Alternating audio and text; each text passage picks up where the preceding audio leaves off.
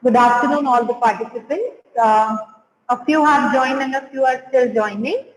So without ado, we shall start our next session for the day. And the session speaker is Mr. Devang Patel. Sir, I would like to take the privilege to introduce you to our participants. Please. So Mr. Devang Patel is an experienced learning and development professional, nurturing business growth for aspiring entrepreneurs. His key interest areas are coaching, consulting, and facilitation. Sir is skilled in instructional design, market research, management, and leadership. He's a strong professional with an MBA focused in marketing from Gujarat University. He has attended AMTP at IIM and conducted a wide range of facilitation programs for senior and middle-level corporate executives, outbound training programs, using principles of experience and learning. So we are fortunate to have you here for our STTP management portfolio phase 2, and over to you.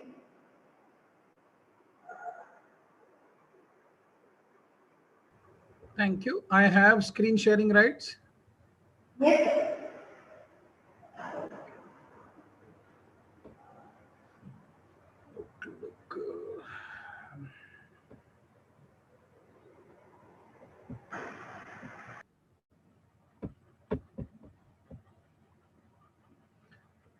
Is my screen visible? Not yet, sir. Because while I will present, I will not be able to see. Can I see my face and participants' face and the PPT also? Is it possible? Yes, and you can choose to see it in the gallery view. So sir, you will be able to see the screen and a little window at the right hand corner. So keeping the participants. So once you share your screen, you can see the meeting control right at the top center of your screen. And at the right, yes, sir, still your screen is not shared. Okay, so I'm sharing the screen now. Yes. Okay. Is the slide visible now? Yes, sir, it's visible, sir. And then I have to do meeting info. Sir, are you able to see your image on your screen? No. Not yet, sir. Meeting info, enable annotation. Show video panel. Show video panel. So just one heading below to this. Show video panel, sir. Show video. Yes, correct. Yes. Sir. Now I'm able to see. Yes. Yes, sir. Correct. Yeah. Thank you. Okay, sir. So you can turn it into full screen as well, sir. Yes, I'll do that. Okay. Is this okay? I will not be able to access the chat box from here. No, sir. You can see the chat messages, sir. They'll pop in. ठीक है. So thank you, team IPS, for 2-3 things. One is organizing an FDP for the benefit of faculty members from PAN India. Around 60-65 people have registered, and currently around 25-27 are there. More are coming, and such a wonderful topic to speak to. Although not much clarity is there on the topic, as the earlier speaker, Professor Mathur, tried and took us through a journey of the technological ramifications of what possibly 4.0 may mean. Still, the term remains a very disjointed term. And from my limited research, I have come to understand that since 2013-14, probably, we all are struggling to understand what does 4.0 at an industrial level mean. And sir very rightly suggested, I am also going to show you a small video. Industry has traveled a journey from 1.0, 2.0, 3.0, but the 4.0 has been there for long. Since 2013 and until now, nationally, internationally, locally, and regionally, it has made some bit of noise in academic world, although possibly from my limited experience, I can sense and feel that possibly this is the first FDP, Pan-India maybe, which is being organized on this concept. And kudos to the whole team at IPS, the institution builders, the trustees, the faculty team, the organizers, the participants who spared their time to come. And special mention to madam who has been coordinating with me, and such a welcome approach. I mean, maybe around 8, 9, 10 follow-ups Nidhi madam and the whole team, and such a comfort given to the speaker. So largely we are already into for 4.2. I mean, minus the technology part of it. If you help manage the speaker such well, I can just gauge how well you would be managing your students and other stakeholders. So kudos to Nidhi ma'am and the whole team before I begin. Sir, And it is our privilege to have you, sir. thank you, ma'am. Thank you. So let us begin. And I start with an assumption that not all of us are aware about what we are going to do. And my session has been crafted for around 75 minutes. Rest, I would want you to ask questions. I have a lot of content. I've been taking good amount of faculty development programs for a while now. I will share my brief also. We all start with this simple slide, and possibly a teacher is asking other teacher, what is this? I mean, what the hell is that? And the other teacher is wanting to answer but not able to answer. Oh ho ho, just my mind, many thoughts going. Why I am in the FDP? When will the certificate be given? Was the first session interesting and invigorating? Will the second speaker also speak on the same lines? I'm teaching marketing. I've heard that many faculty members are from management field. So I talk your perspective. We are talking marketing, finance, HR, international business, operations, quant, HR in our respective MBA colleges. And where does this concept of 4.0 come? Probably a few faculty members who are attending now and will join later may have heard the term for the first time. A few insignificant, although, may have done some research in the same field. So I urge all of you to kind of shun all these thoughts and be here for a while. My operative session agenda would be very simple.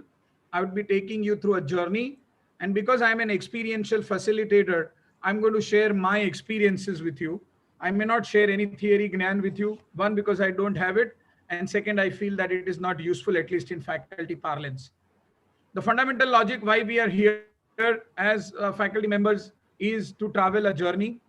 And it is usually this kind of high-end faculty development programs which lay the foundation for our future growth.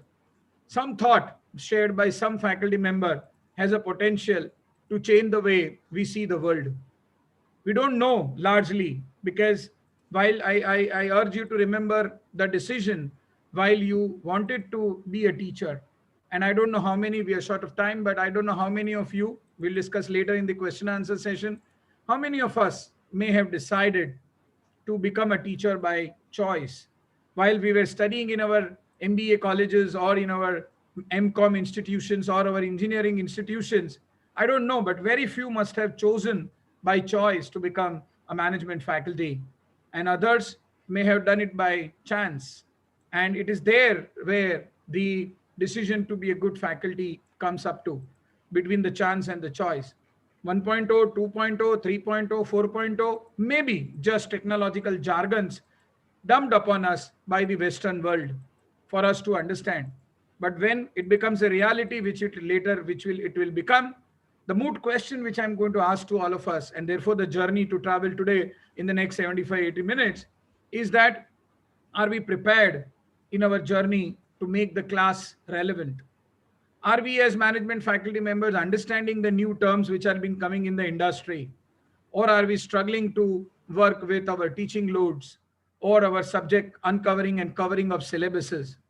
And the moot question before I begin and even launch the concept of management expectations, corporate expectations from management students in the context of Industry 4.0, the larger question is, let us go deep down into ourselves and ask what is the fundamental role that we have to play as faculty members in this society. And the day we think and start believing and behaving in a manner in which we feel that we are society builders and we are to shape the society by building up students as entrepreneurs or entrepreneurs, is where our goal may go. One of my coaches, one of my mentors from academic and corporate world very succinctly told me, if you have 2 minutes, make a change in that 2 minutes as a faculty. If you have 75 minutes, make change in that 75 minutes. My coach also told me that there are no inflexible students. There are only bad faculty members. Reverse is also true. There are no bad students. There are only inflexible faculty members. So with this brief note, I welcome you to the journey where I'm going to share my experiences and I'm going to talk to you about what can we as faculty members do to understand what 4.0 stands for at a management level, probably at an institution level, probably at a faculty level, at a self level, and then travel a journey into understanding what do we do at ourselves, what do we do in the classroom to kind of help us gauge the management expectations that corporates do have from our students. I start with the hypothesis and I will challenge it later, but I have an assumption many of us may not have directly worked in the corporate world, whatever 3.0, 4.0, 1.0, or 2.0. And then, therefore, are we to blame ourselves, if at all, that we ourselves have an incomplete understanding of the larger way in which the corporate world operates? And therefore, we may unconsciously, although, be able to send what we call as half-baked management professionals in the corporate world. And therefore, it is our role to understand what are the corporate expectations from our students. So I'm going to talk on a journey to you on what I feel are the corporate expectations, industry 4.0 expectations from management graduates who are wanting to go into the corporate world and make a journey. And if we understand the corporate expectations a bit, what are we to do to ourselves? How does our classroom need a change? How does our curriculum design need a change? How do our institutions need to focus, refocus, and focus on what we are doing? Industry 4.0, as I rightly told earlier, also is more misunderstood than understood. And in the brief talk which my previous veteran speaker tried to cover, it has lot many things. There are 8 or 9 pillars of the industry 4.0 model. Technology is in. We are talking of a human tech interface. We are talking of people losing jobs.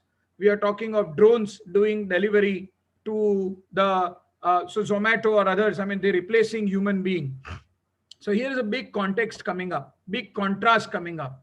Industry 4.0 in its full swing will talk of not requiring the human element at all in large corporate organizations. My question to the team attending the session here today is that will our MBA as a curriculum need a paradigm shift? Is classroom education okay or not? And where the industry 4.0 is going towards no human manpower management. So example, call centers not required because there is chatbots coming in. How many of you must have done it? I don't know. But a simple WhatsApp number for Tata Sky, a simple WhatsApp number for Vodafone, or a simple WhatsApp number for any other large service organization, and you don't need a human being at all. WhatsApp chatbots taking place of human call centers. Similarly, there is a Facebook chatbot where the machine intelligence, or where what we call as deep learning, or where we call as sensors, or what we call as artificial intelligence taking over the need for human interface at all. Now the question comes in as to is, if larger part of the industry, which in India will take time, but it has begun. I know of one lifts manufacturer in southern India, and I'm consulting them, and they are very widely spread. I don't want to brand name them. They are very widely spread in southern India, and they are wanting us to develop a technology through technology service providers, of course.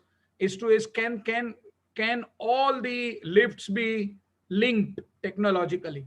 Can the data of the usage of the lift in the society be managed? Can the lift itself work like a human being and send data about its non-working or malfunctioning much in advance to a central call center, and then it automatically sends a message to a repair person, and then the repair person does preventive maintenance instead of post action, post mortem maintenance? Now this is what we are already doing. This is what is already happening. RFID devices are there in good libraries of good business schools. You go to a laptop or a computer, you type the name of the book, and you press the enter button, and there will be a sound, or there will be a beep, beep, beep, beep, beep for the book, and you don't need to see the book, and you don't need to find the book. We have already seen Google and Apple going on a audio note mode. Hey Google, help me with the local Pani Puri center, and then Google will pop up.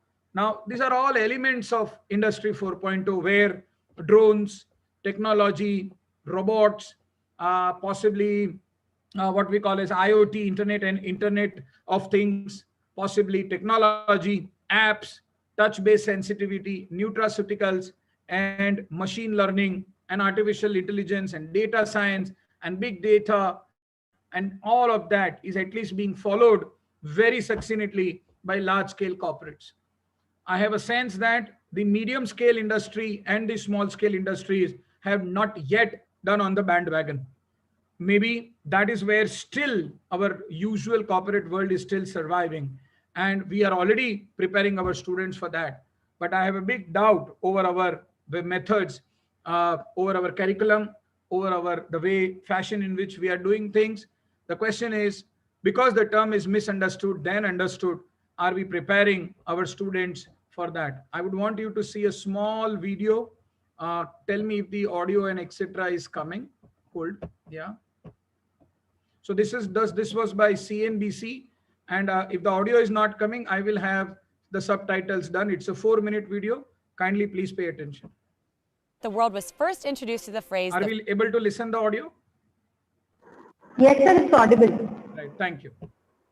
Fourth Industrial Revolution, and it's been a hot topic among academics, politicians, and business leaders ever since. But what exactly does it mean?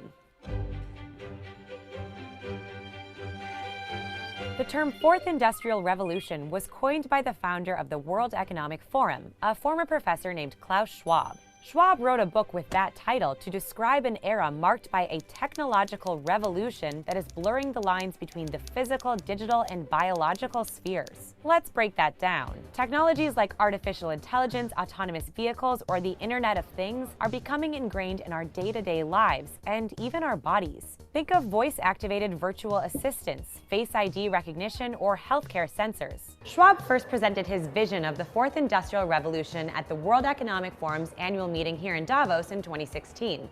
But to understand the idea, we need to go much further back in history, to Industrial Revolution number 1. The first Industrial Revolution started in Great Britain around 1760 and spread to Europe and North America through the early 1800s. It was powered by a major invention, the steam engine. The result? New manufacturing processes, the creation of factories, and a booming textiles industry. From the late 1800s, the Second Industrial Revolution was marked by mass production and new industries like steel, oil, and electricity. The light bulb, telephone, and internal combustion engine were a few of the major inventions of this era. The Third Industrial Revolution, sometimes known as the Digital Revolution, occurred in the second half of the 20th century. In just a few decades, we saw the invention of the semiconductor, personal computer, and the internet. So what separates the Fourth Industrial Revolution from the Third? Experts say the main difference is that technology is merging more and more with humans' lives, and that technological change is happening faster than ever. Consider this. It took 75 years for 100 million users to adopt the telephone. Instagram signed up 100 million users in just 2 years, while Pokemon Go caught that amount in 1 month. 3D printing is just one example of fast-paced technology in the Fourth Industrial Revolution. The industry has gone from a business idea to big business, with 3D printer shipments expected to increase from just under 200,000 in 2015 to 2.4 million in 2020. Today, you can have a hip replacement from a 3D printed bone, or use a 3D printed bionic arm. Talk about blurring the line between humans and technology, right? This new era of technology is driving a lot of innovation. You can see in this chart the number of patents related to the Fourth Industrial Revolution for things like 3D printing or AI has been climbing up and up since early 2000. Organizations are embracing new technologies to make their businesses more efficient, similar to how they embraced the steam engine during the First Industrial Revolution. But some companies and governments are struggling to keep up with the fast pace of technological change. Research shows innovators, investors, and shareholders benefit the most from innovation. The risk is that the Fourth Industrial Revolution is making inequality, which is already a big issue, even worse. One study found billionaires have driven almost 80% of the 40 main breakthrough innovations over the last 40 years. That's a problem when the richest 1% of households already own nearly half of the world's wealth. Experts warn we are in a winner-takes-all economy, where high-skilled workers are rewarded with high pay and the rest of workers are left out. Studies confirm technologies like AI will eliminate some jobs, and create demand for new skills that many workers don't have. Privacy concerns are another issue as the fourth industrial revolution turns every company into a tech company. Industries from food to retail to banking are going digital, and they're collecting a lot more data about their customers along the way. Users are starting to worry that companies know too much about their private digital lives. The World Economic Forum says a majority of leaders don't have confidence their organizations are ready for the changes associated with the fourth industrial revolution. With tech changing fast every day, it's time to catch up. Hey everyone, Elizabeth here in Davos, Switzerland.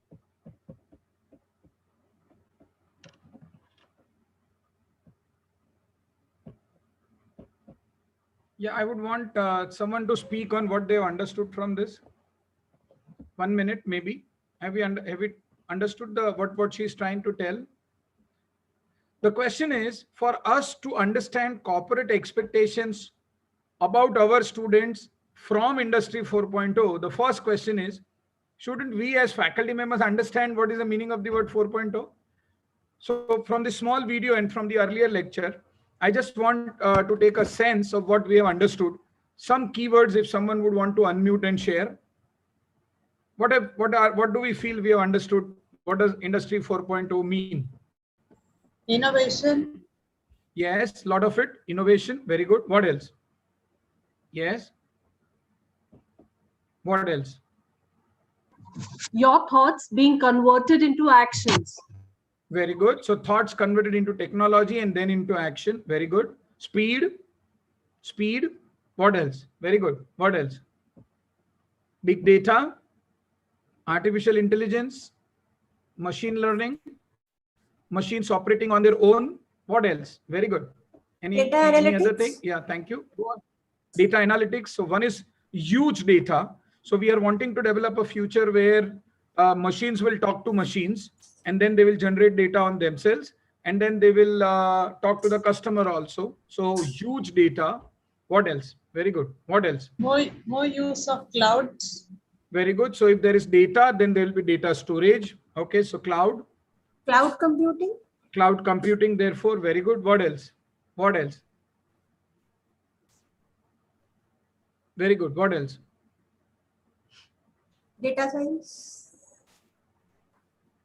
And technology making a part of being a part of human lives. But the happy part of it is that, as I already told, a few large-scale organizations and Western organizations have been able to adapt it at a firm level perspective. At a department level perspective and at an industry level perspective, the medium and small scale organizations and these smaller first generation entrepreneurial organizations are yet to follow the concept fully. They want to make a future in that. Now, if this is the basic structure for the current session, I have 3 or 4 specific points to ask. The question is, where are we in terms of all of these? And the perspective that I'm wanting to present, 4 perspectives, sorry, is that Industry 4.0 is thoda mota understood. But then if we need to prepare our students to work in this Industry 4.0 levels where human and tech interfaces will take over, the question is the institution itself following 4.0 or not? If yes, at what level? Because institutions are demonstration organizations. There's a concept which Harvard Business School promulgated, which was called hidden curriculum. What you don't teach is what the students learn more. So if I'm teaching organizational behavior and if my organizational culture within my institution doesn't support to the fundamental values of the organizational behavior taught, the student will trust what he or she feels and experiences more than what is taught. In my limited experience and research in parts of Gujarat and parts of Maharashtra and Rajasthan and parts of Madhya Pradesh also, I have found that institutions are lacking the 4.0 orientation.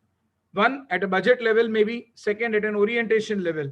So the role of the faculty has been restrained to taking classes, completing curriculums, following university guidelines, and publishing papers. Now, if we are wanting to take our students and therefore our courses at 2 levels, we will have to work very hard. The institutions would have to demonstrate what is called as a 4.0 lineage in whatever ways they can. Nirma University in Ahmedabad It's a big university, has already implemented RFID in the library. Few other colleges you also must have done, many faculty members also must have done, but there are institutions who have implanted RFID tags on the iCards of the students. Now once an RFID tag linked with a GPS is implemented or implanted on the iCard of the student, big data can map where the student is moving within the campus. We are doing a consulting program, consulting for one of the universities in Gujarat, where we are doing that. What do we want to know by this? We want to check where are the student clusters moving? Where are they generating? Are they meeting more in the library? Are they meeting more in the placement center? Are they meeting more in the classroom? Are they meeting more in the canteen? Are they meeting? So we are going to do what are called as physical cohorts of students. In one retail organization where I am consulting, we are trying to come up with what are called as heat maps.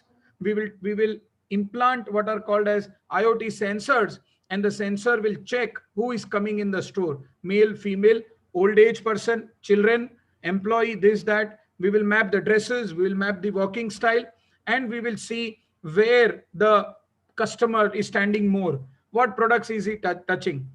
Already QR codes are a game. We will just display the QR code in front of the product, and the customer will scan the QR code, and there will be actually no need for advertising in the store and off the store. Now, if industry is doing that, are our institutions aligned to go to a 4.0 level? Please don't mind it, but I have found some institutions struggling for access to LCD projectors. If faculty has to seek an LCD projector, he or she has to write an email to the director for shortage of resources. So there's a contrast in the Indian academic fraternity. We are talking of industry 4.0, but the institution readiness to go 4.0 is missing. Now the question is, if the institution or the university or the trust doesn't have the resources or doesn't want to do it, even if it has the resources, or if it want to do but the faculty are not ready, now what picture of industry 4.0 are we going to present to the students? See, corporate at large are very fast. They are very agile. I'll talk about my experience. They are very agile. They will do everything if they want to earn profits. And our students going half-baked into that larger jungle, corporate jungle out there, is because we are not doing to them what they should be trained on. One. Second, we are failing to understand the corporate expectations in general, and we are also failing to understand the corporate expectations specifically for the 4.0 new concept which is coming. Now, if the faculty is not 4.0, I don't know, except for using WhatsApp groups for student homework, this, that. Very few institutions, very few faculty members have taken leads for what are called as MOOCs, MOOCs, online classrooms. Very few faculty members want to go with technology. Very few faculty members want to go for a live classroom. Very few faculty members have an industry exposure direct. I don't know, I don't want to harm anyone's prejudice, or I don't want to hurt anyone senior faculty member's ego. But if I ask the faculty members present here, have you ever wanted to work, actually minus COVID part of it, but as a faculty member, if you're charged up by the whole concept of industry 4.0, and that is the reason you are here in the FDP, and you may have known the concept better than me also for some time, have you been able to go to an organization outside your institution and wanted to work with that organization, take up projects, write live case studies and etc. outside the college time? If you have an option of industrial visits, if you have an option of writing case studies, if you have an option of writing papers, have you been able to go somewhere? So the question is, where are we? So if the industry is there, but the institution and the faculty is not at 4.0, maybe we are struggling in wherever 1.0 or 2.0, the student has adapted to the technology faster than us. Students know management, students know data devices, students are very fast. So it is the faculty and the institution who has to get prepared in understanding corporate expectations, is my take. Any thoughts, comments, points as of now while I go ahead? 1 minute, let us make it interactive. Yeah. Someone wants to share something? I will hit you hard because, I mean, that's the role of a faculty development program, right? At least if not to force you to do something, at least to make you reflect and help you understand that lot many things need to be done. Our role doesn't start and end by taking a wonderful class.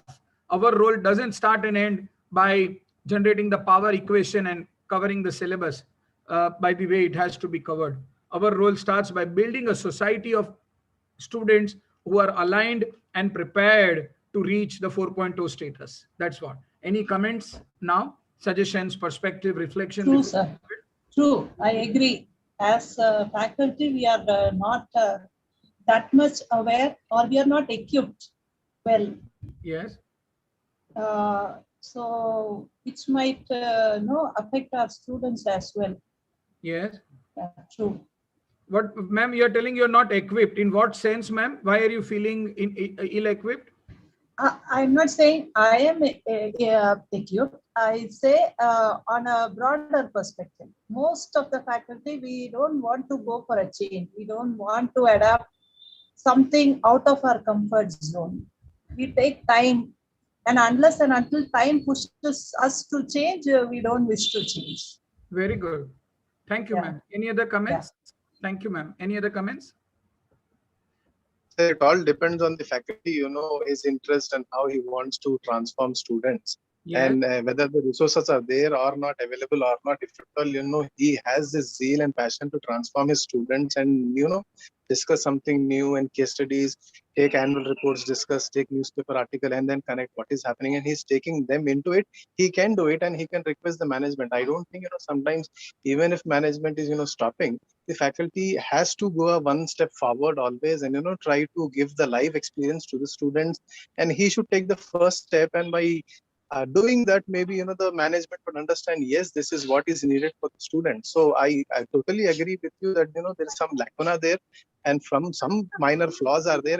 With wholehearted efforts from the faculty, I think that can be fulfilled, and there could be an excellent transformation of students. And what you have told is perfectly right, because corporate is expecting something else, and then we are teaching 10 years, 15 years old syllabus.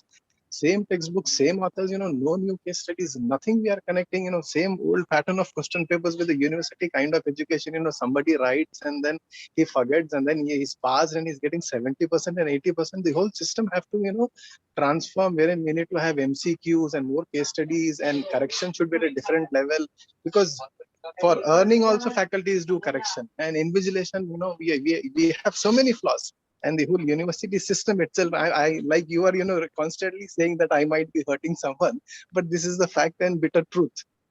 That's all, sir. Thank you so much for your honest expression, sir. Thank you so much.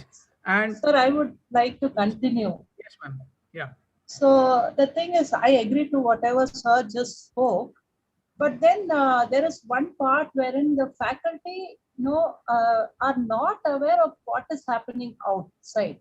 So how do we link that? How do, as a faculty, how do we get to know things what is happening outside? Because it is very difficult for us. We are tied up to our work, our schedules, our deadlines, and that's how we keep running. So at some point, we need to understand what the industry expects.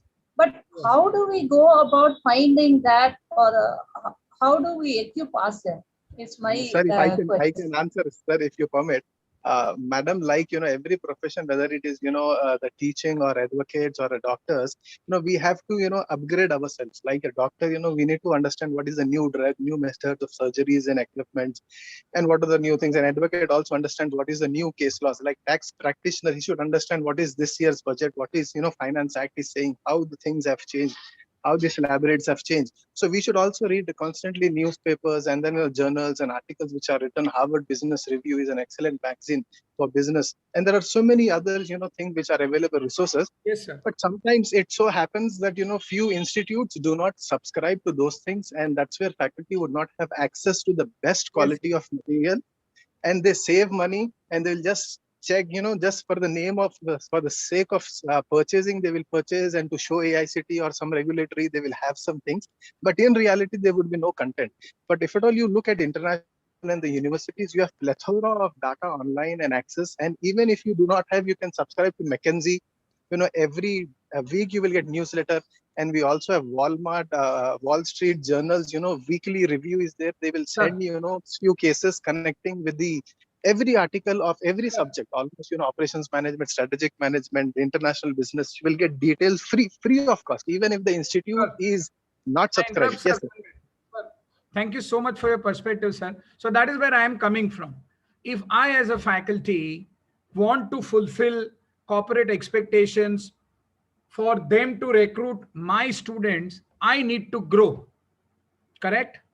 Because if I am creating half-baked professionals who are not equipped to fight the industry needs, my college reputation proportionately will go down.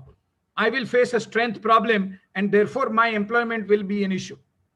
So whatever be the limitations, budget, vision, absence of resources, library, student quality, university system, exams, administration, placement pressure, too much workload, family, children, PhD, research, growth, Scopus journals, ABDC, A to Z, whatever.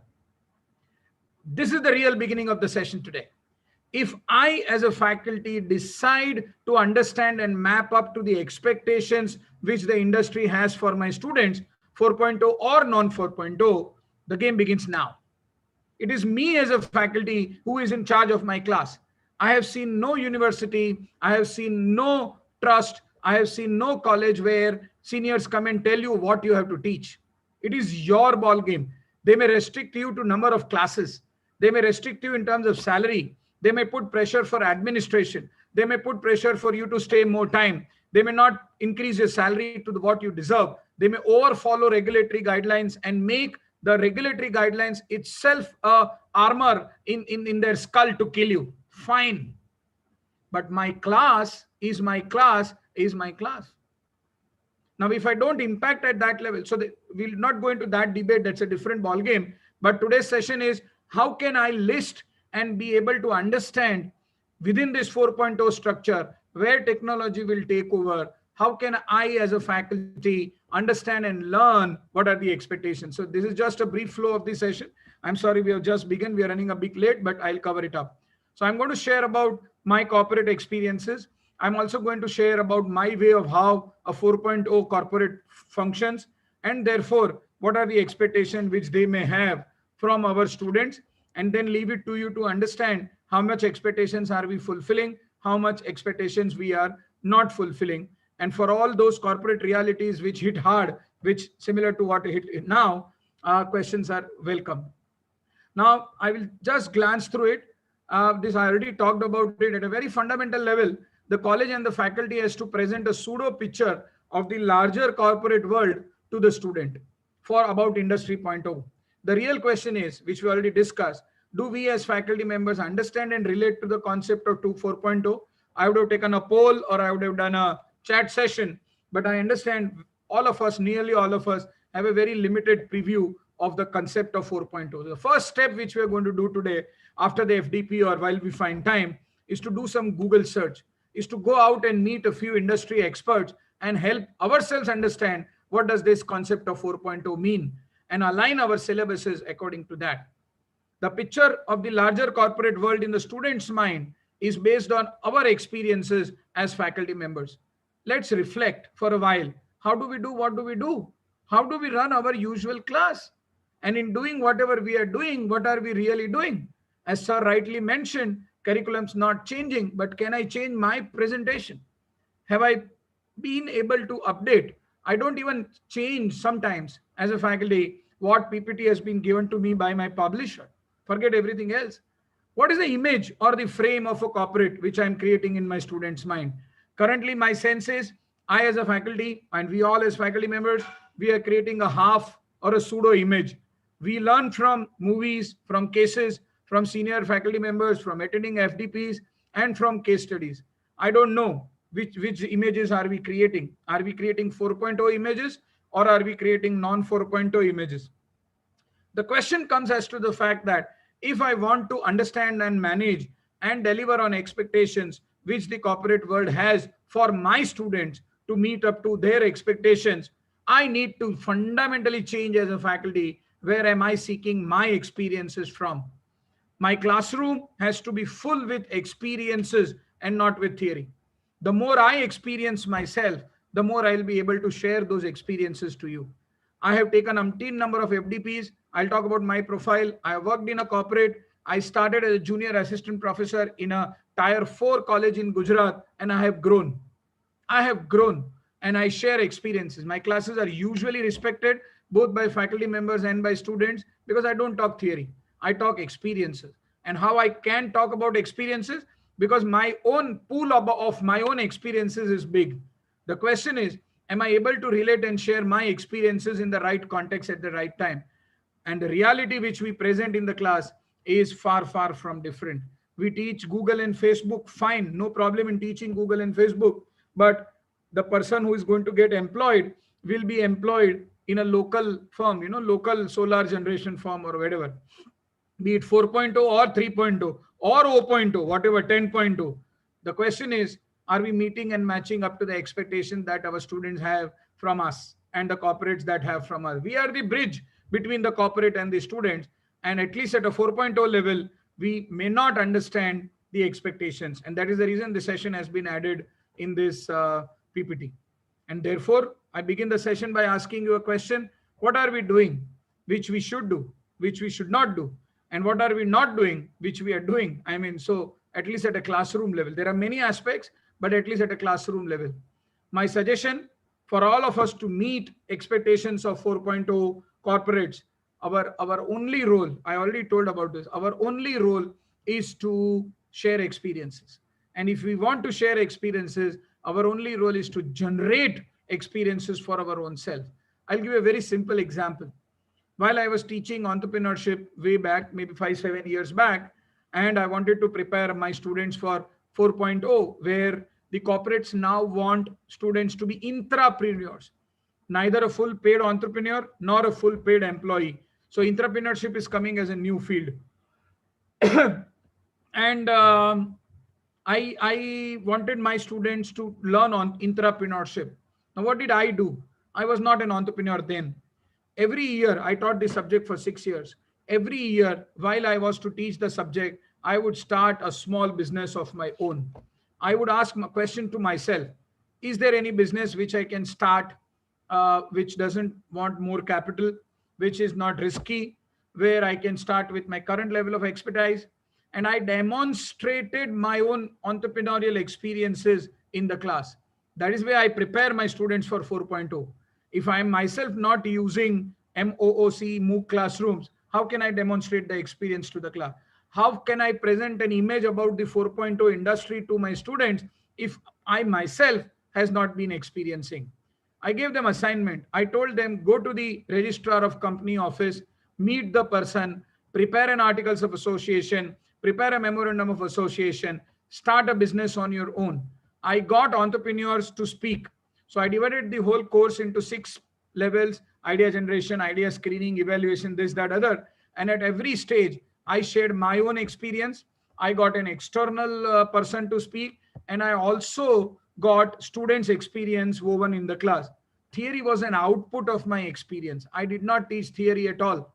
And the student who could present business plans at the end of the 50 hours, we got investors in the live classroom. And we opened up our institution services to the classroom. One student wanted to open up a canteen, and he ran our institution canteen for 2 years. Now, this is where I'm preparing my students for 4.0, using technology, using human experience, using growth, using everything, So that's the way the game goes.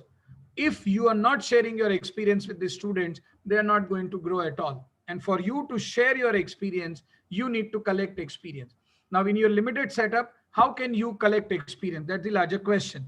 Attend seminars, go to faculty development programs, try and meet corporates, try and convince the management that can I leave 20 minutes early? I have a corporate to meet.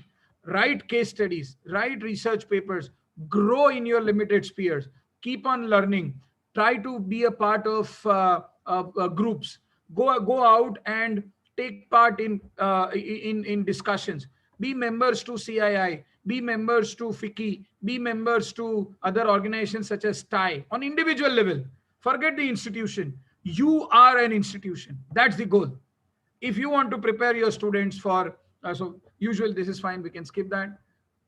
That's my brief background. I'll skip this, but I have been a teacher, I have been a professional, I have been a corporate, and now I am a consultant. So I've traveled all the 4 journeys. That is the reason the classrooms are more exciting.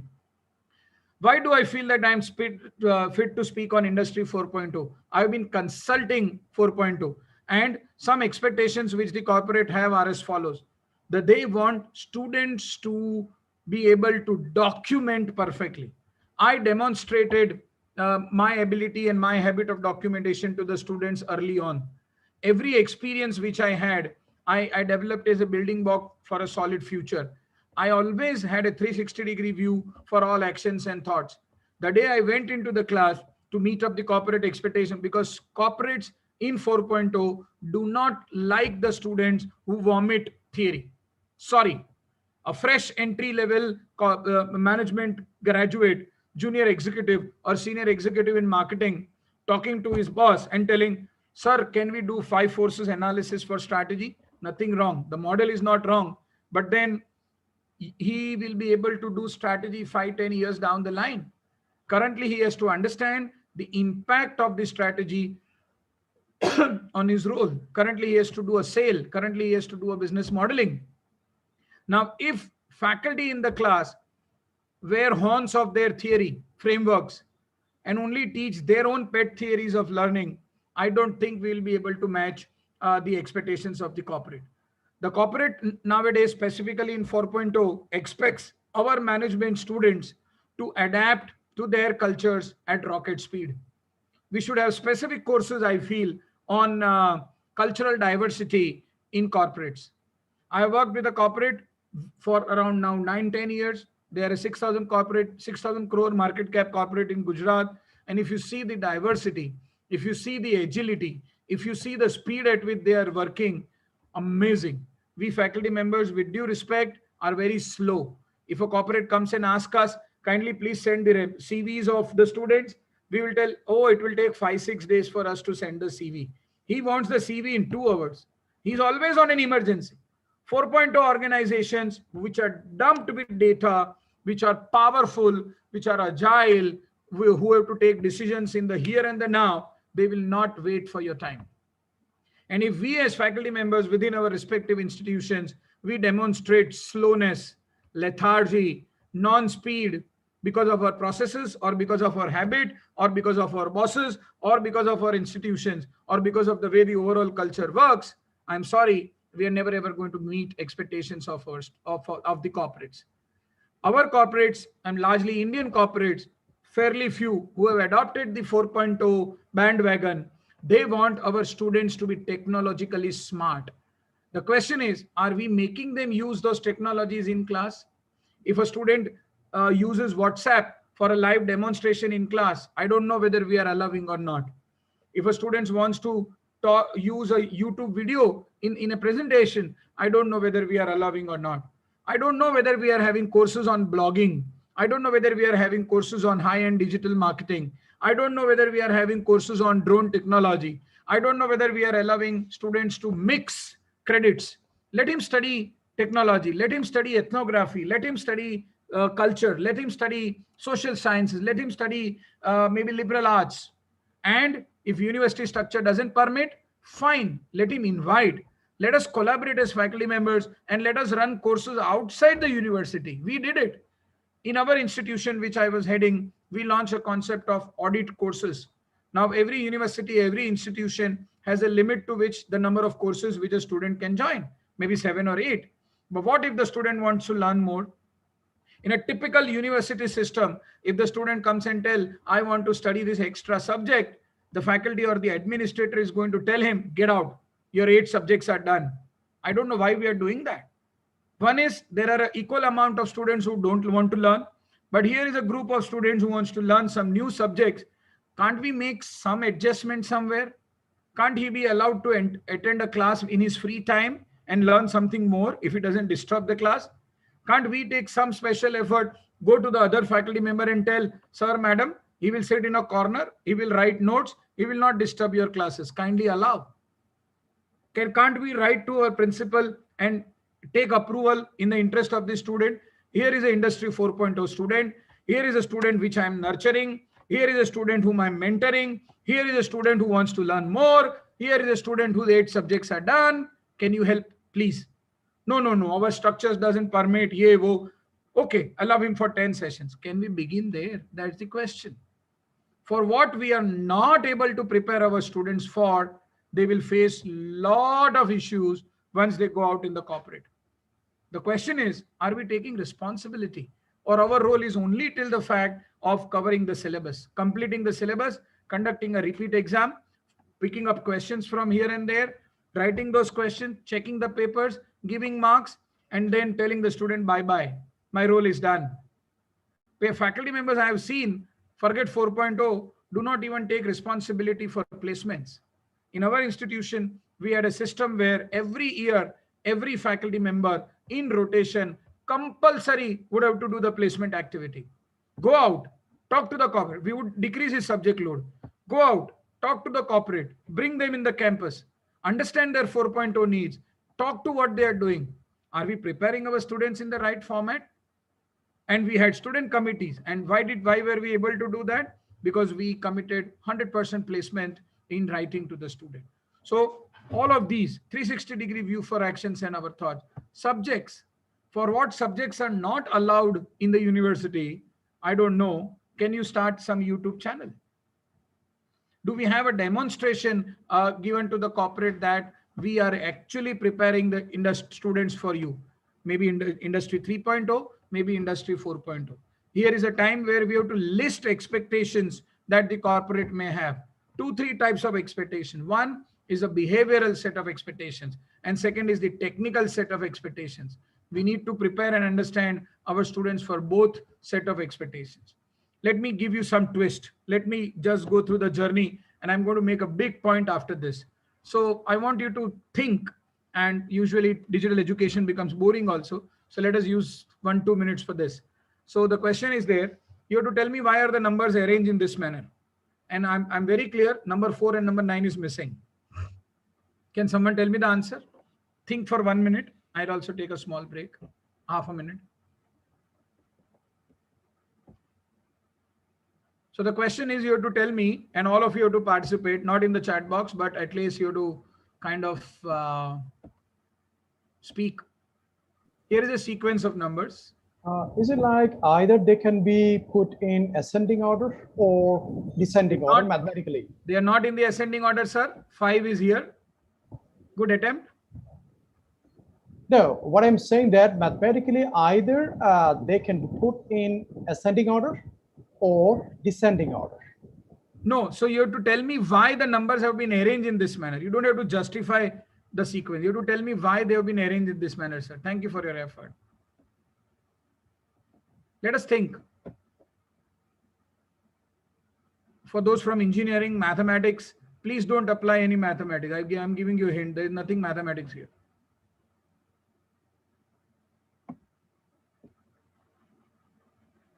Yes, anyone?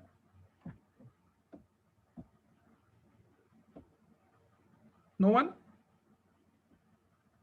Let us make effort here. Let us not be afraid of making effort at least. We are not being assessed as of now. Let us make more concentration. Sorry, sir. To make more concentration on the element. Okay, so you are telling me that these numbers are arranged in this sequence for us to be able to concentrate. Okay. What else? Yeah. Okay. Not the right answer, but a good answer. Oh, very good. What else? I will take 2 more views. Anyone? Shall I wanted to arrange them like this, so I did that. Okay, so there is no great choice. I just I wanted to do that, so I did it. There is no scientific way in doing this. Okay, great. What else? One more comment. Thank you. Yes. Maybe this was a response from something. Oh, so we copied it directly from somewhere. Wow. Just a set of numbers. Just a set. I mean, response for something, or I mean, it has a meaning, but currently it's just a set of numbers. Yeah, there's no sense in this. It's just a random set. Okay. Okay. Not random. I mean, to the interpreter, it has a meaning, or someone who is collecting the data, to him or her, it has a meaning, not to everyone. Okay. Okay. It's a particular set whose has a meaning to someone. Okay. Okay. Okay. So you want the answer now, or should I reserve it? Because the answer is not important. Something else is important. So was the problem so difficult?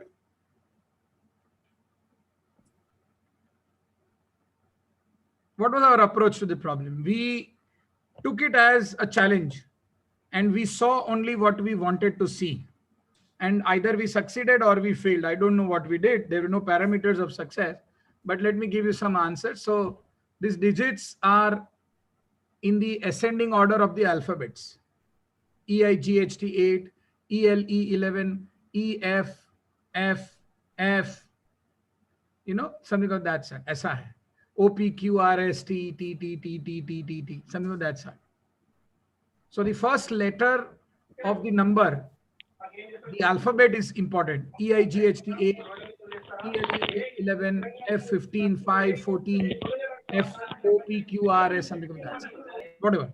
The answer is not important. I will share the slides with you, don't worry. The answer is not important. The thinking process was important. So I have a question to you. Don't you feel that a typical corporate 4.0 also works like this?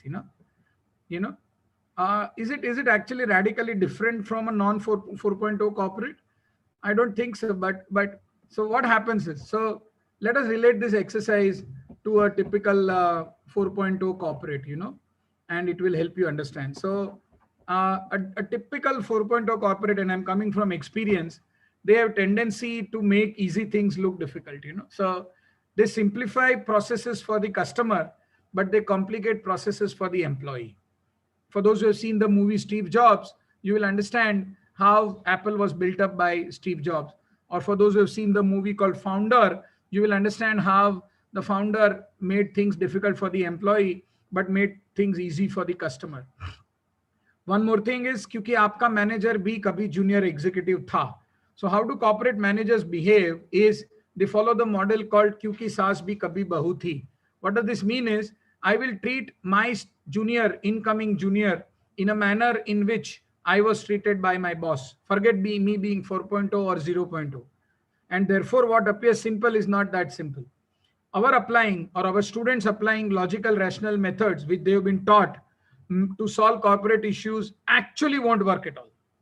Actually, one of the fundamental things which we have to do as faculty members to help our students suit to 4.0 corporates is to take them away from theory, and they as students should not give theory answers to practical solutions. They should be able to give practically relevant entrepreneurial solutions to the problems which corporates are facing. They should be very agile. They should be very technological. They should be very speedy. They should be smart in decision making. They should be very, very flexible. They cannot be rigid. But the reality is that our current academic system is not preparing our students for 4.0.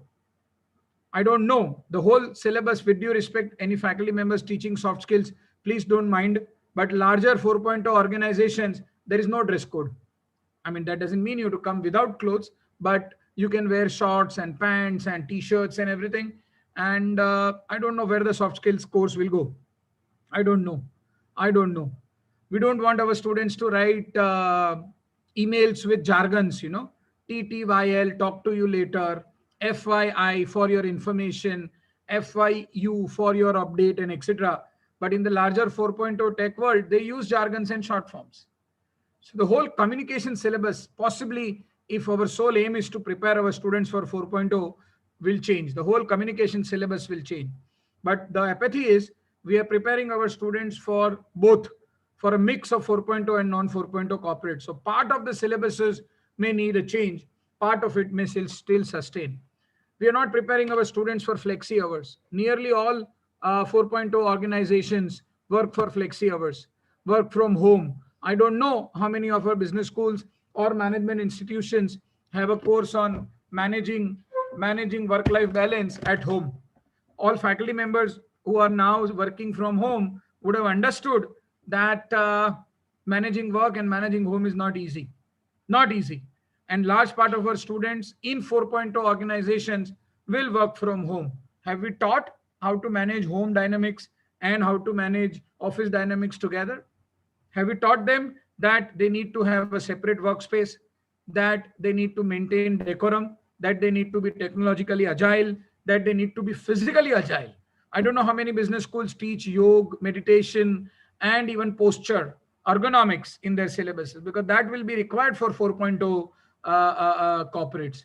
I don't know how many of us teach our students agile thinking and corporate thinking. Difficult, difficult. And that is the reason I have a firm notion. Please pardon me if I'm going off board.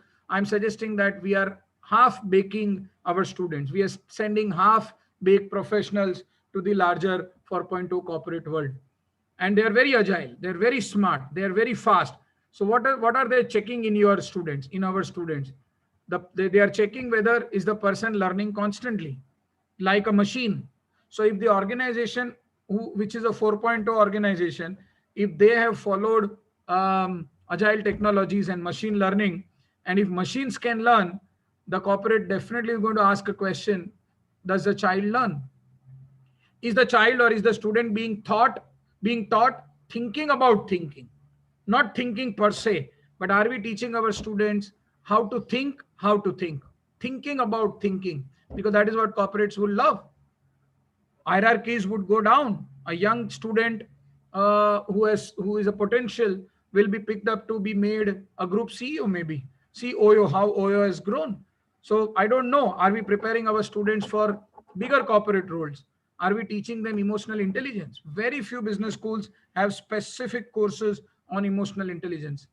Because if machines take over, humans will have to be more human, and if humans have to be more human, we definitely need to teach to our students called emotional intelligence.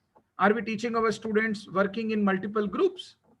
Because in agile organizations, in tech-based organizations, in 4.0 organizations, they will not have a fixed role. Their roles will be variable. They will be made to work on multiple projects in multiple departments, in multiple teams, in multiple locations, in multiple diversities. Now, diversity management, sorry, we are not teaching our students in terms of preparing them for 4.0. In 4.0, the corporates also will check the students whether the person is true to self or not. Is he inherent cheater or is he a true person? Is the person respecting whether the organization becomes 4.0 or 12.0, the values and the culture will sustain. I have seen students, because we don't prepare them for organizational values and cultures, they talk bad about the organization on social media. We have to train our students not to talk about the organization badly in the corporate media, in the social media. Is the person trustworthy? Can the person uncomplicate things? And can the person produce results? So these are very basic. I mean, these don't exist even if it is 4.0 or 10.0 or 2.0 or Z.0. But can the person produce results? And with due respect, we are not training our students to prepare results. We are not training our students to work with less resources. We are not training our students to work fast and produce results in uncommon situations. We have to work very hard, and all of this will require time. I'm not telling it to be happen tomorrow. I'm not telling all what we are doing is bad. I'm not telling that we are not doing a good job. We are definitely doing a good job, but still we can make marginal improvements. We are not wanting to challenge our university structures. We are not wanting to challenge our systems. We are not wanting to challenge the government, but we have to move ahead. We have to go out of our comfort zones. We have to break our own shells. And it is the classroom and the subject and the service encounters and the emotional exchanges which we are going to have with our students that will impact a lot. Does the person have interpersonal issues?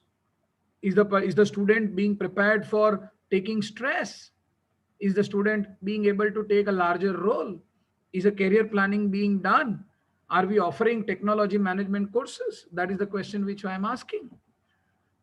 Okay, let us also see one more diagram. What is your reflection here?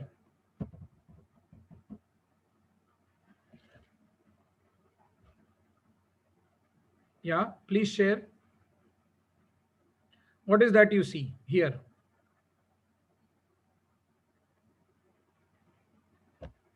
Anyone? Are we there? Are we not there? Hello. Yes, sir, we are there. Right. So what do we see in the picture? So either you need to try hard to survive or just die. Okay. So Survival of the yeah, sorry. fittest. Go ahead, sir. Go ahead, ma'am. Survival of the fittest. Survival of the fittest. Very good. Go ahead. What else? So some fundamental questions, So who is the person in the parachute?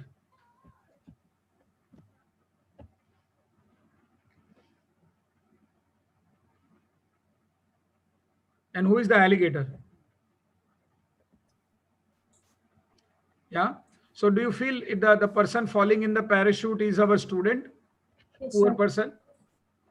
And Corporate is alligators. yeah, and the alligators are the larger corporate world. Do you agree to this? Yeah. True, sir. Very true. Very true. Poor person, if he lands in water, he will die. And if he lands on the ground, the alligators will make him survive. And the plane from which he was thrown is the institution.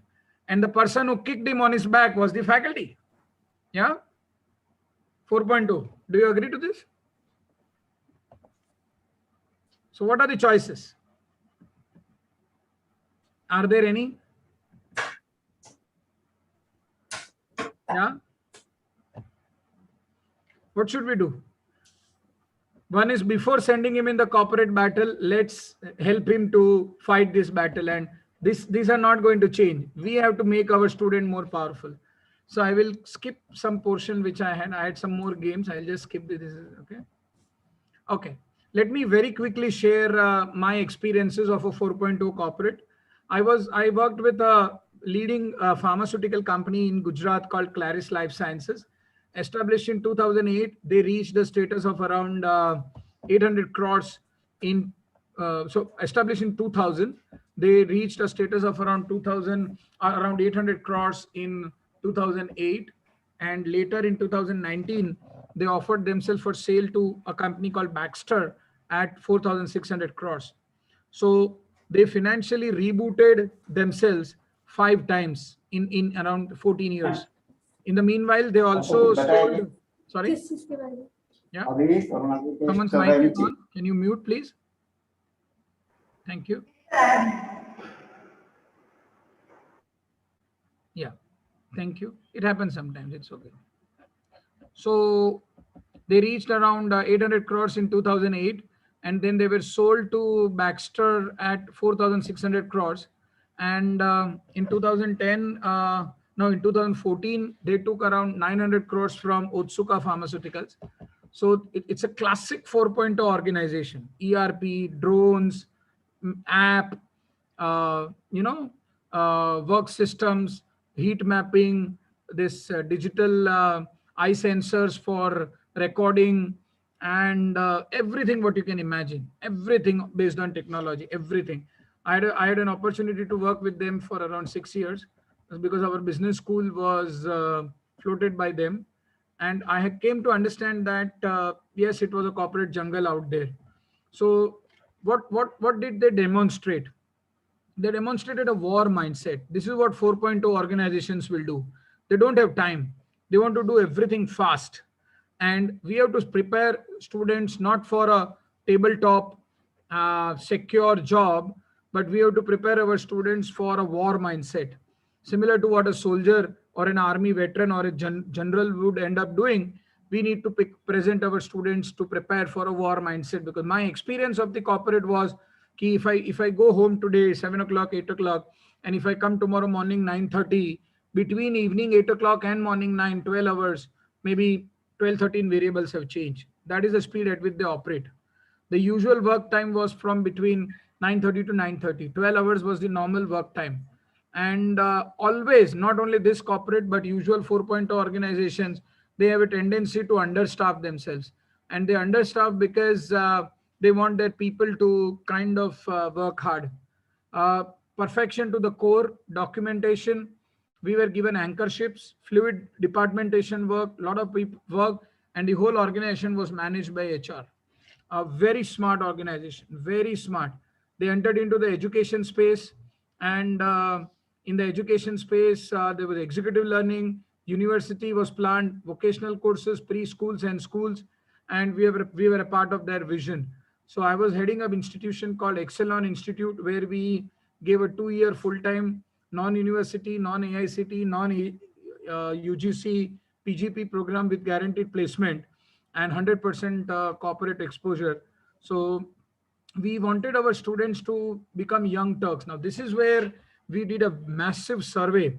We analyzed needs of around 300 corporates in Gujarat, and we made a list of around 42 competencies which Industry 4.0 students would be wanting to be prepared for, because the corporates wanted so. We analyzed around 19 industries in Gujarat, and we met more than 300 plus senior HR professionals. And we followed a model called preparing our students to become young Turks. Now, who is a young Turk? And if we make our students young Turks, we will be able to help them manage the Industry 4.0 expectations. So let us understand who is a young Turk. This we already did. So young Turks are people, those who start early in life. They are very clear about their careers.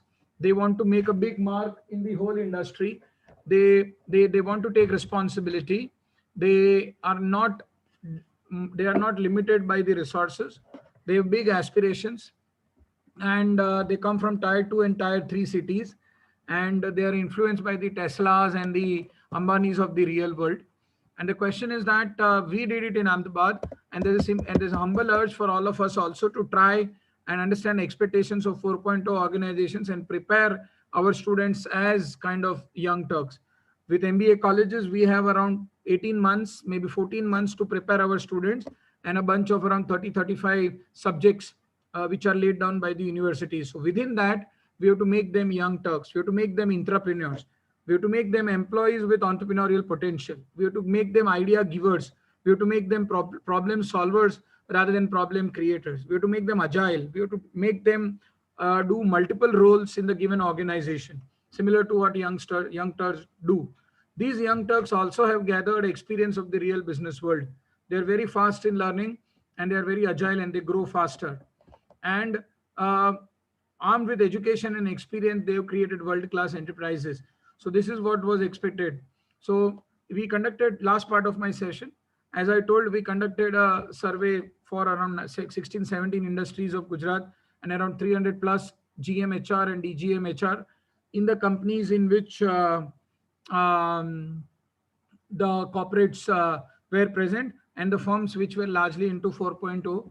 And we created the whole curriculum, and we developed a whole model, and we developed a whole competency list as a consultant for them and as administrators. The experiences of the interviews were required for students seeking admission, students seeking jobs, corporate seeking candidates, and management faculty teaching or preparing. So I would take a small halt for a minute, and I would want you to kind of, you participants to kind of help me based on my brief of last around 1 hour 10 minutes, 1 hour 12 minutes, and then we will close. I have a list of corporate, I shared many of them. I want you to write in the chat box or share with me, what do you feel will be the expectations of corporates from our management graduates, and understanding the fact that we are trying and we are doing something, but still we have to go a long way. So would you want to list some behavioral traits, technological traits, human traits, other competencies that modern day 4.0 organizations would require in our students? Yeah. There are two approaches to that. Either I can give you a list or I can help you think. So I'm following the second route. You know, let it be wrong, let it be right. If you understood my session correctly, you will be able to talk. And in digital education, the faculty himself or herself can't go speaking because, it creates a digital fatigue. We are also experiencing what our students must be going through while we keep on speaking on the digital mic. So I also demonstrated how you can generate interest and make people come back to you if they are lost somewhere or whatever. Yeah, I invite team members to think. If I had time, I would have divided you into breakout rooms and told you to discuss, but 1.5 hours was too short for me. So yeah, the question is, what do you feel are the corporate expectations from our management graduates, those who are wanting to go to work either at a profession level or at a job level or at a business level in 4.0 organizations, corporate 4.0 organization? Yeah. Would someone want to share? Yeah. Yeah, please. Yeah, madam. Manjula, ma'am. Yeah, I just want to say that they want a high level of emotional intelligence when they are supposed to work as a team. So Very good. that is the first priority of the corporate sector, and their learning procedure must be higher. So because whatever they are learning from the institution during the management course, that is not enough for them, and they have to learn something extra which is required in the organization. So they should be ready for that. They should be more prone towards the corporate culture, to accept that culture. So these are the few points which I feel that they should develop. So some of the points which you shared are similar to industry 2.0 and 3.0. So I have a sense that the corporate expectations from management graduates, even though the corporate becomes a 4.0 corporate, don't change. The expectation remain the same. The industry structure changes, right? And it is we as a faculty have to prepare. So thank you very much, madam. So I agree to your 4 points. High emotional intelligence, specifically when you work in a team, learn fast, adapt fast, learn more on constant basis, adapt to the fast culture. Very good. Thank you, ma'am. Someone else, please. Yes, please. What else? We may or may not be able to prepare our students for them. It's okay. Reflection is great. So let us prepare a skill set.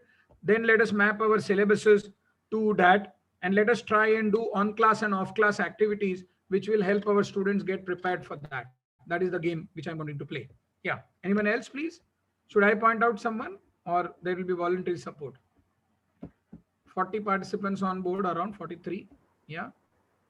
I would like to speak on a different angle. Yes, Sir Kiran this side. Yes, sir, when we talk about corporate expectations, it is two-way, sir. Students also have some expectations and corporate also have a lot of expectations from students. So at times it is a sort of mismatch in between the two. So being a faculty, we try to bridge the industry academia gap, but we can never bridge the expectation gap between two. Because a student being a graduate or a postgraduate from a good B school expects a higher salary and less of learning because he feels he is already content in his learning. But whenever he reaches the corporate culture, he identifies the things are very different from what he studied in theory and what he is seeing in practical. So the gap. I get the sense. I get it. So my question to you, madam, is thank you. For short of time, I'm interrupting in between. Yes, I got the sense of what you're coming from. So I will ask you a question. What is the key reason or key source of the student developing an incomplete picture of the larger corporate world? Where did he develop this incomplete picture? Why did not he or she get the real picture of the corporate world? Sir, because lacuna in our curriculum, sir. That is the first thing. Yeah. So that is. And the second is. So can I attribute parts of that to the shoulder of the faculty, maybe? So we can say yes. Not just faculty, but it is like Madam, part of it. Yes, sir. Agreed upon, sir. Yes, Manjula ma'am. So it is all about the contents we are given to the students. We are here to teach whatever contents are supposed to be taught to the students. But what can we do if we are not given that type of curriculum? We are ready to teach them. We want to bridge the gap between the C and C, college and corporate. So the gap should be filled. So It do can we be want done to But as an individual, so we try to be innovative and creative in delivering that content and go extreme beyond the syllabi. So that's what has to be done, madam. That's Yes. what has to be done. Yes. There are no bad students. There are only inflexible faculty members, right? Correct. Correct. Correct. So what is the premise? So Sir, I have one problem. Yes, madam. I have a problem. I used to tell them, I used to teach them whatever is not written in their books, right? And what is there is not in their syllabus. And they're least interested to go through that points just because that is not their part of the study. So it becomes a problem for us. Madam, so we are trying to give them and they are not ready to get I it. agree. I agree. Madam, are you married and do you have a child? Yeah, I have 2 children. Right. So if the child is a small child, how did you inculcate a habit in that child? The child never wanted From the to very discipline. beginning. Child, I have to make them practice that. The child never ever wanted to practice discipline, right? Even in the WC, even in the washroom, right? The child never wanted to eat on time. The child never wanted to walk. Now, there the persistence and the ability was very high. My child, I will develop his or her future. Now, in the classroom, if he or she told 2-3 times, Madam, ye nahi padna hai, we left it, right? I mean, with due respect. So the question is, in Hindi we tell, I don't know how many of us understand Hindi, zid kiska zyada hai? Student का concept नहीं समझने का जिद ज्यादा है कि मेरा as a faculty उसको पसंद आए within the organizational context उसमें ज्यादा है. And actually if the faculty decides, so I remember Chanakya, and Chanakya told, obviously in my class मेरी जिद ज्यादा होती है हमेशा. So but most of them they are ready to listen to me, but in other classes they are not ready to listen. क्योंकि हो सकता है दूसरे teachers उतना rigid नहीं रहते. So let the other faculty do what they feel it is right to be done. I will do what I can do, and I will influence whomsoever I can influence. Finish. उतना तो कर सकते हैं. What Chanakya told, which is valid in 4.0 organizations, is Hindi, with due respect, I don't know how many of us can understand Hindi. Pralay और निर्माण दोनों एक शिक्षक की गोद में पलते हैं. Now, if the faculty decides to create that pralay will happen. But the question is, we are not deciding. And we are too overmuch bogged into 7th pay, 6th pay, load, lecture, and administration, and I don't know what else. And the true task of nation building for a 4.0 organization, for a $5 trillion economy, for an Atmanirbhar Bharat will happen in the classroom. That's my take. If the classroom is strong, if the teacher is strong, if the teacher understands corporate management expectations, a few of them are listed here, I'll just take a glance through, then only the Atmanirbhar Bharat and whatever can come in. So these are some skills: assertiveness, confidence, research skills, smart basics, rasta nikalne ka aana chahiye, on the street approach, fast working, technological, this one, personality, company culture, professionalism, जो बोला है वो करेंगे, commitment to task at hand, understanding the bosses, go-getter, articulation. Our students very fairly fail in verbal articulation. The best thing which have to be taught to our students is how to articulate verbally, how to make a point, how to talk, how to write basic emails. Now 4.0 तो बहुत दूर है, पहले तो ये basics clear करना पड़ेगा, नहीं तो तकलीफ होने वाला है. Contemporary knowledge, if we ask 2 questions on general knowledge, they don't know. And I understand the backgrounds are weak. I understand students are not ready to work. I understand they have 1,000 other things to do. But still, with whatever I have, with whatever I can do, I have to begin with whatever I can. That's the way it is. Mobility, they are not ready to move. We are talking of a digital office and we are talking ki bhai, you have to go to Chennai for a work. No, sir, I will not go to Chennai. So a lot of role of educating parents, management fundas ko ghar pe chhod ke aao, on ground execution clarity, no strategy, but execution, feeling that a journey has begun, lot of things to do.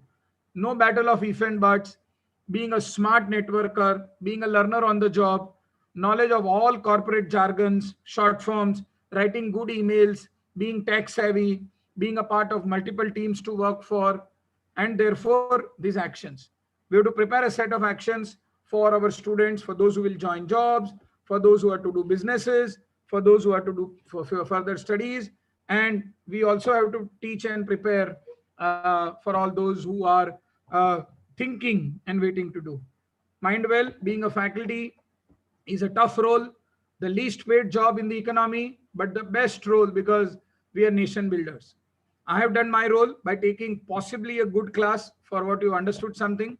You take your role. 1.5 hours is too long a time to impact lives of around 45 people. If even one faculty member got touched, inspired, invoked, and motivated to understand, list, and therefore execute the competencies for required for Industry 4.0, it's great. If no one could, I would have to come back better. I would have to use new methods. And if all of you could, the role now is to go and start action, stop complaining, take the system on us, and we are an institution. And not to complain or crib with the normal systems which we have, but try find a way, be entrepreneurial, demonstrate, learn from experience, go to the corporates, write case studies, publish what you can, do the basics right, take new courses, relate to the students, develop emotional intelligence competencies, and take care of the hidden curriculum which is there. Then we will be able to train our students at whatever level they are. The parents have sent students to us with a lot of expectations. We cannot deny their expectations. We have to leave our idiosyncrasies behind, and we have to help shape the nation. I again quote unquote, Atmanirbhar Bharat or a $5 trillion economy will happen from a college or a school or a higher education classroom. So thank you so much. It was a pleasure talking to you. The only way to survive is to accept 4.0 and align self to prepare the students for the larger corporate world. No complaining, no cribbing, only action, and classroom will take the role ahead. So thank you, IPS, for giving me this opportunity. It was a pleasure talking to you, and I'm open for any doubts, concerns, comments, talks, etc. I'll be reaching to you tomorrow also. There's one more session with Nidhi ma'am has given to you, but I'll stop screen sharing. Yeah. So if there are any questions, comments, reflections, etc., please share. I would want nearly all of you to write one thought or two thoughts which have touched you on the chat box, please. Something which has left an impression on you. Or how are you feeling now? Yeah. Can all of you please write before we go for a close? And in the meanwhile, someone can share their experiences also. Yeah, anyone? So we have to write on the chat box. See, this happens. We ask students to write and they don't write. So if faculty themselves are not tech savvy, how can our students be tech savvy, you know? And then we blame. मैंने तो 3 बार बोला लेकिन कोई लिखता नहीं है. I would want all of you to switch on your videos for a moment. We keep on telling our students to keep their videos on, but we ourselves keep our videos off, you know. See, we have to demonstrate by real life experience, right? Yes, please. Just for a moment, I just want to see the smiling faces of all faculty members, whatever condition we are into, no problem. We are the change makers, right? Thank you, Adi ma'am. We have to be the change makers. Thank you, Mr. Venkatesh. Yeah. See, faculty don't listen to faculty instruction. How can student listen? Okay. We cannot force people to learn. They will learn only when they want to. Thank you, Rekha ma'am. Thank you, Visakha Lakshmi ma'am. Thank you, Professor Singh. Any comments, thoughts, reflections before we go for a close? If there are some points which made sense, if there is nothing which made sense, because it will help me to improve my session with other institutions. I am empaneled with around 35 institutions as a faculty development professor. And yeah, nothing made sense. Okay, no problem. Madam, you are mute. Yeah, sir, I think everything is pretty much clear to everyone. So that's why they are not now raising the questions and all. So at last, I would like to call Nidhi Vyas ma'am for vote of thanks to sir. Yeah. Thank you so much, so much, Kalicharan sir. Devang sir, in fact, I have been jotting out the points, what should be covered in the vote of thanks and all. So the kind of information that you have shared, the kind of experiences that you have shared are so nice that I don't want to miss on a single point. So dear other faculty members, other members attending this, I might miss certain points, लेकिन एक बात जो आपने बोली है, वो ऐसी आकर दिल को लगी है कि मैं बयां नहीं कर सकती. The first and foremost point ki the gap that exists between academia and industry, it's something that we have made.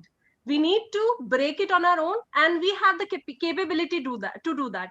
The other point that I loved about you was that we all are rich with experiences. हम सबके पास immense experiences हैं. The point is, are we able to actually document it, present it in front of the students? The day we are able to do that, and I would tell you that the beauty in which all the topics are being covered would be the best. You would be the best when you are able to convert all your experiences into the theory wala mode. The other point that I liked, I actually wrote points in the diary. I was actually making notes. We need to break all the prejudices. जो हमारी prejudices होते हैं, the day we decide to break them, I think we are the winners. And I'm so like, I'm unable to express myself. It was wonderful. Each and every point, each and every point, I felt so engaged. The activities that we have missed, you said that we are short of time and all. So the activities we have missed, I guess all the faculty members would like to use those activities in future. So thanks from all of us. Thank you so much. It's always a pleasure to build a society and help build a nation by talking about experiences to the faculty. And I always been of the opinion that until I don't demonstrate what I preach, I am a bad faculty. So if I am telling that experiences have to be shared, I will share only my experiences, and that's the way I had been more prescriptive in today's session, which usually I am not. But it's okay because breakout rooms and etc. may not be compatible for all of us together. So thank you, IPS Indore, for such a wonderful opportunity. Tomorrow we are going to take the discussion to the next level, and I hope all 45 of us will come back again if I have made some sense today. And the topic is entrepreneurial marketing, and I'm going to bring the whole concept of marketing with a different angle. Marketing faculty or people, those who teach marketing, definitely must attend, and those who do not know anything on marketing or have heard what marketing is, they should attend for understanding what marketing is not. So together we'll build up an entrepreneurial marketing future, because if you want to build 4.0 organizations, it will only happen if your marketing is strong. So that is a link which will come in. Thank you, Nidhi ma'am. Thank you, team. Thank you, IPS. Thank you, participants. And thank you, Almighty God, for giving the inspiration to speak. See you soon. Thank you so much. Bye-bye. I will leave from the session, ma'am.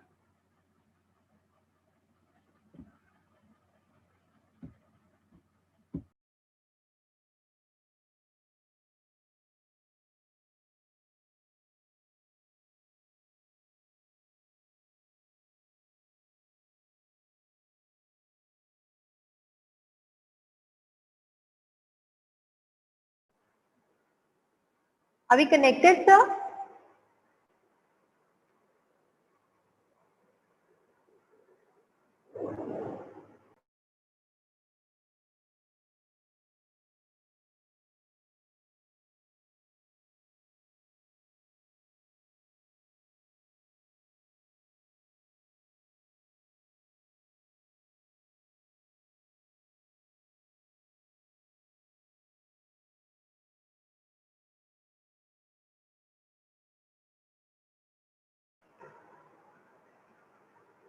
Participants, can you hear me?